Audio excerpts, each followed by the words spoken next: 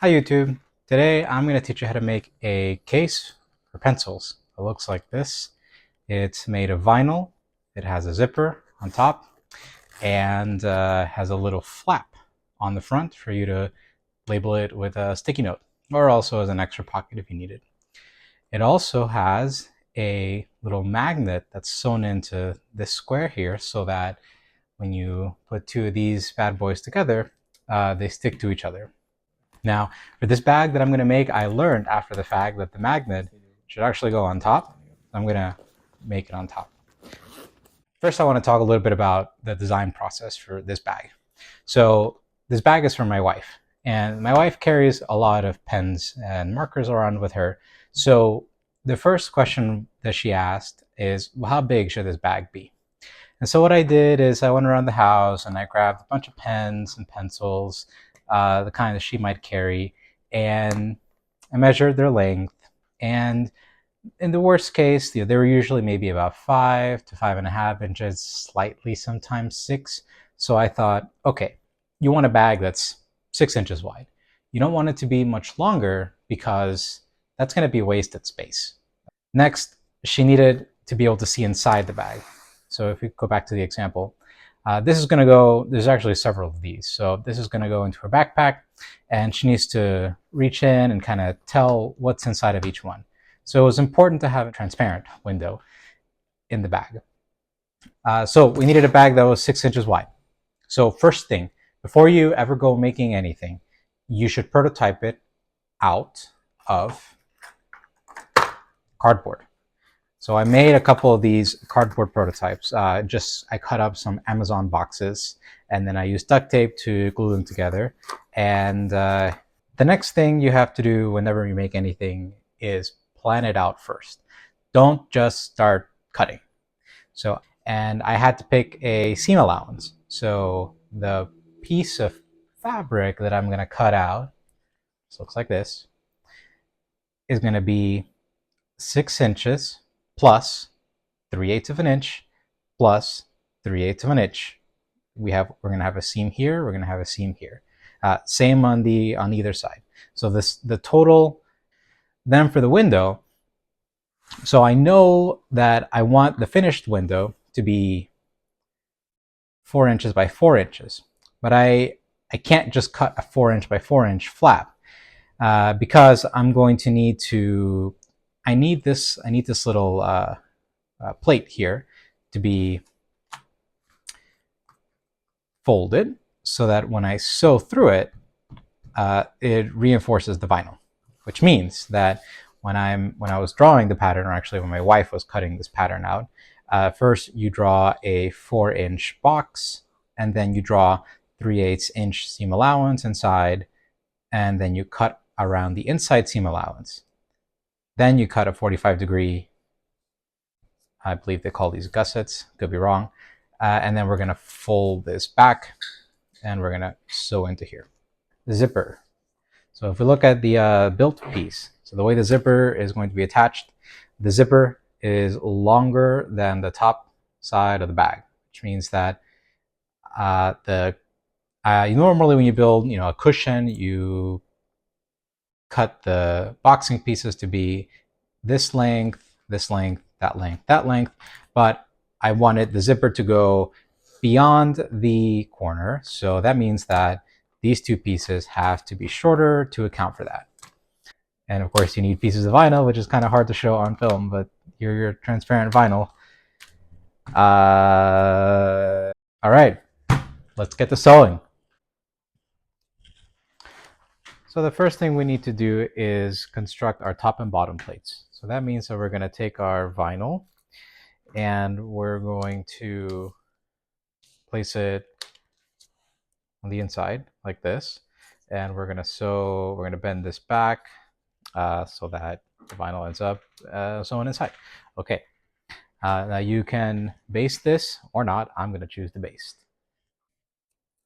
Now you don't have to baste, but I've learned that if you want a stress-free sewing experience, you should baste.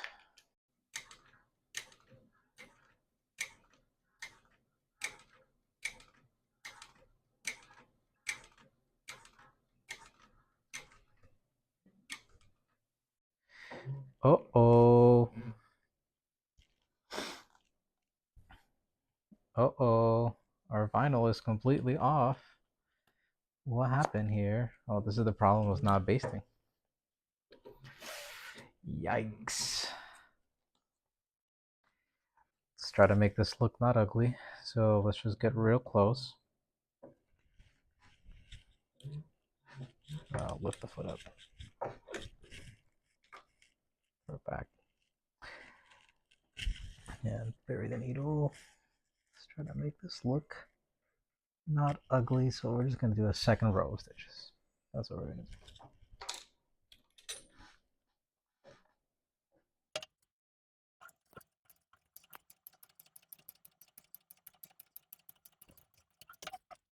Okay.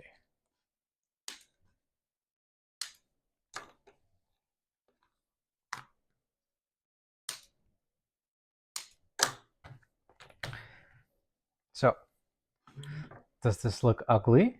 No, this looks intentional, professional even.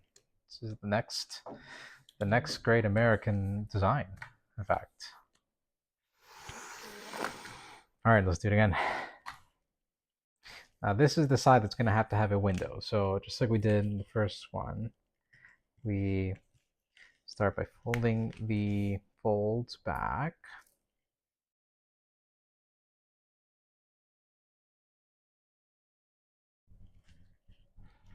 Okay, now first the pouch goes on.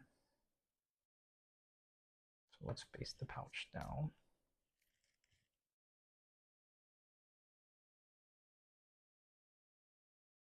So as soon as I put the pouch down, then I am creating the up direction. So if the pouch goes like this, then that's going to be up, which means the other vinyl piece goes in like this, which means finally the little magnet flap is going to go here. Let's baste the flap down.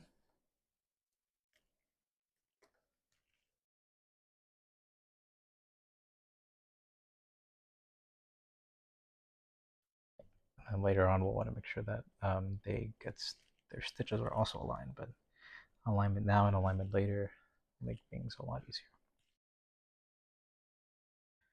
Okay, great. So we want to make sure that we get very close to the folded edge so we don't make that same mistake again.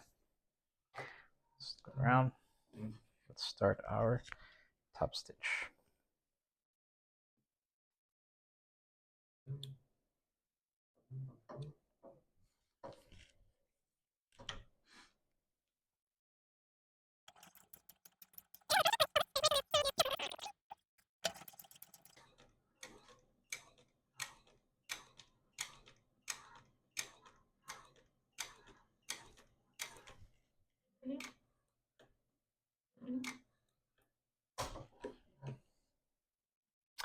Oh no, what happened here?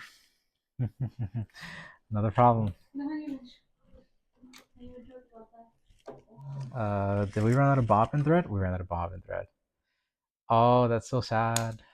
Oh, that's so sad. If you're one of those people that can do this without looking, good for you. But I need to look.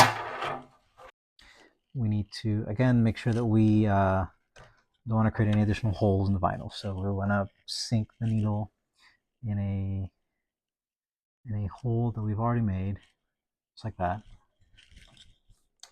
Sink the foot and go.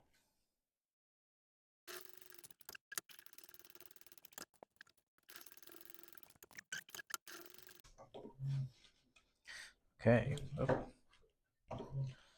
So there's our top and bottom plates. Some mishaps, but hey, I mean, what's life without some adventure, right? Oh, rookie mistake. Don't forget to insert the zipper pull.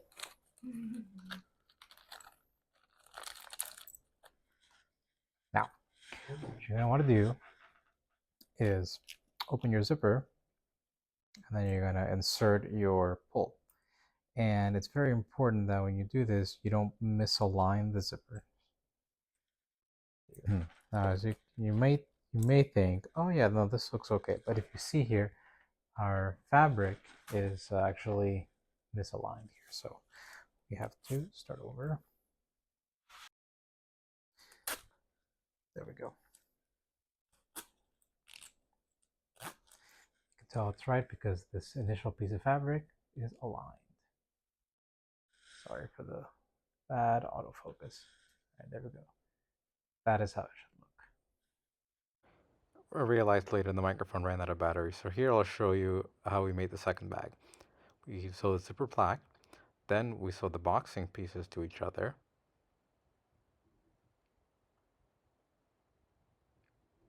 Then we sewed the zipper to the boxing, all with the same seam allowance of 3/8 of an inch. Then we sewed the magnet pouch, the side of the magnet pouch. Then we basted one of the plates to the boxing, making sure we get the corners aligned, using basting tapes and clips to keep everything in place.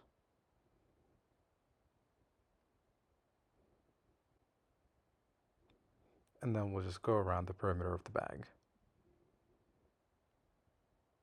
making sure very carefully that the corners are as close to the corners as possible, meaning the boxing corners have to match the top plate corner as close as possible.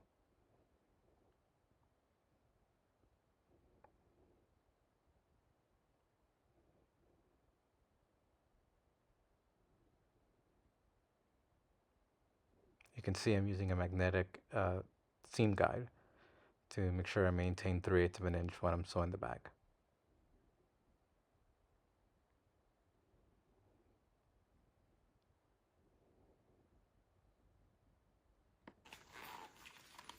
Just like giving birth. No, I'm shaking the camera. There you have it. And Connected with a yellow. Arctic white.